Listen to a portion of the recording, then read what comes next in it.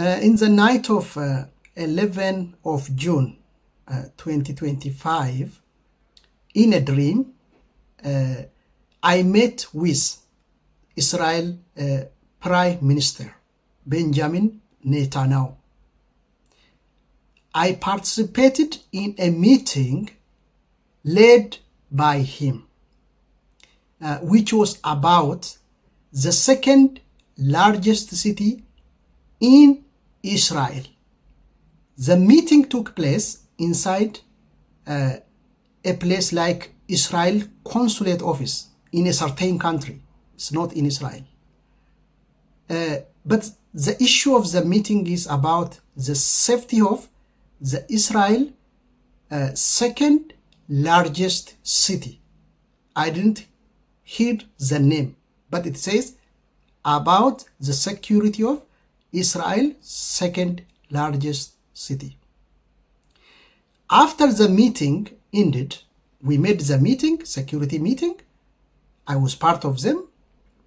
And after the meeting was ended, the other people left the room, and I remained with Benjamin Netanyahu in the place.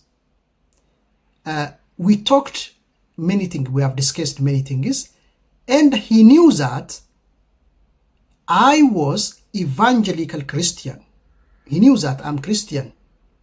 And while we were speaking and arranging something together, what we were arranging was like moving something from one place to another place. It looked like a bed frame or similar to something university style bunk bed, one above the other. So we moved that together while we were talking friendly with Benjamin Netanyahu. Then I felt happy in that place because I was talking to him. I love him so much, by the way, in real life also. He's one of the great leaders of this time. So he said, suddenly, he talked to me about Jesus Christ. He said, Jesus is Lord. I said, huh? He said, Jesus is Lord. You believe? Yes. I said, no. I said to myself, I was very happy with that he believed in Jesus, and I was amazed because I knew he's Jew. I felt very happy on that issue. And suddenly in the middle, while we are in the house, he's saying that a black girl, just a girl, baby girl, like less than 7 years old, appeared in the room we are. She came from the door in our right way. She came and she started begging for money or something like that. He didn't give her anything. I said to him, don't you have security protection? How could this child came here so easily? How could this child came here and beg you? You don't have security guard? I said to him. He replied to me, it seems he said he has no security guards. I was amazed. I was surprised because in real life, I know he's prime minister and how much he is hated by the enemies of Israel. Then he walked toward another door inside the consulate office, and I stood there just thinking about why this great leader, great man has no security guard. I was surprised about that so much, and I thought for him just humbly. After that, the dream ended. There are many such dreams I had before with Israel activists and others. So today what I want to tell you is, God speaks in dream in many ways, but the real life I know, and I want to invite all of you is pray for the peace of Israel, pray for the Middle East. Something is happening in the Middle East, I believe, because I will tell you other times that I had a dream also with the Saudi Arabia leaders in the same way. I will tell you on another video. God is doing something in the Middle East. Even if what we see, what we hear is war today, at the end of this war, there is something that is going to happen. What is that something? God is bringing his power, and God is bringing to believe in his son Jesus Christ.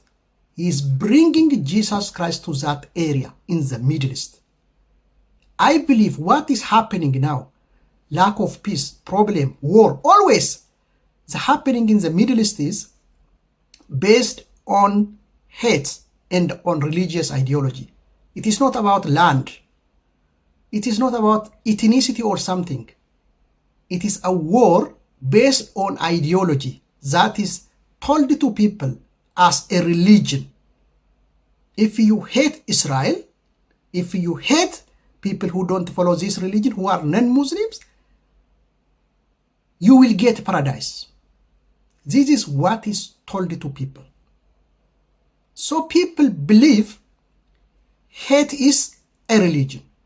By hate, you please God. That is the way they believe. Even if the God they believe is different. The God, different religion talk is different God. It's not the same God. God of Abraham, God of Jacob, God of Isaac is not God that Islam is talking about. 100%. I know that from study. The reality I'm talking now is, it is going to be a time when the gospel will overtake the Middle East.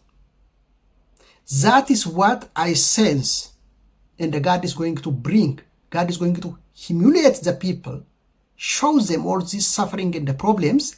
The only solution is the Prince of Peace. Who is him? Is Jesus Christ. That is, I believe, what is going to happen, because the Middle East is out of the gospel for almost 1,000 of years, or for 1,400, 1,300 years. It is out of the gospel of Jesus Christ. It is washed away, and there is no right ideology.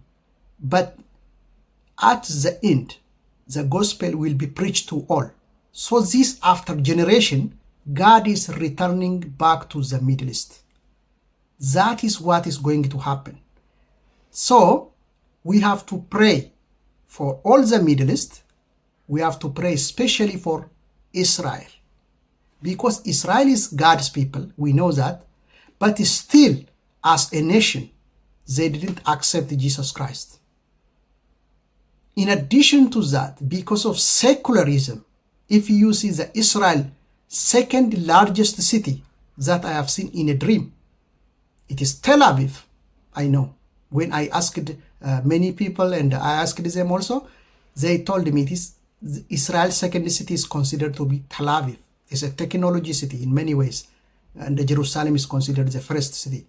So if you see Tel Aviv, there are many bad things happening, many sinful activities.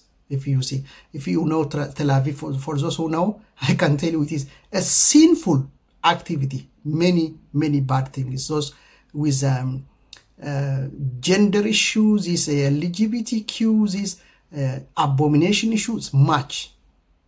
Even if it is very innovative city. So God is going to clean his own land. God is going to make that land holy. I believe that is going to happen. For this, God will show his own people first the suffering problem. Through suffering, God does many things. When we are free, when we don't have suffering problems, we don't remember God most of the time. We have to know that. Especially in our time, when propaganda, media, talk, many things put God aside. When they don't talk about God, when they make everything by themselves, we just accept the people as idolatries, like as celebrities. When something happens, we say, this is done by those people. For example, because Israel is now easily destroying Iranian nuclear sites, we say Israel is strong or something. It's not that.